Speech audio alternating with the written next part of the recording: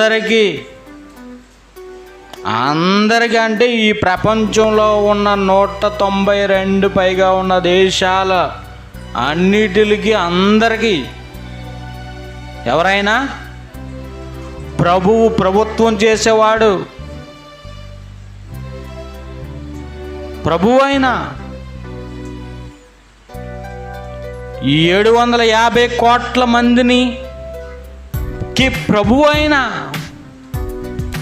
తండ్రి సర్వాధికారం ఎప్పుడైతే శిలువ యాగం జరిగిందో తండ్రి దగ్గరికి వెళ్ళాడో సర్వాధికారం తండ్రి దగ్గర పొందుకొని వినయ మనస్కుడై తండ్రి సంకల్పాన్ని తండ్రి అభిష్టాన్ని నెరవేర్చి భూమి మీదకి వచ్చాడో ఆ తండ్రి పరలోకంలో సర్వాధికారం ఇచ్చి పరలోకం మీదనో భూమి మీదనో పాతాళం మీద సర్వాధికారం నీకు ఇవ్వబడింది నాయనా, ఇక నుండి సర్వాధికారం నీవే, దివిలో ఉన్న ఆనందాన్ని భూపై నేను ఆనందింపచేసే ఆనందాన్ని తీసుకొచ్చావు నాకు.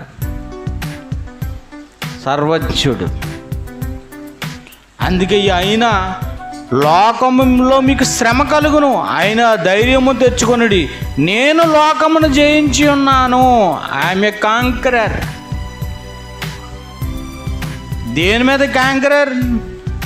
దేని మీద కాంకరర్? ఈ లోకంలో ఏదో ఒక దేశాన్ని జయించిన కాంకరర్ కాదు ఈయన.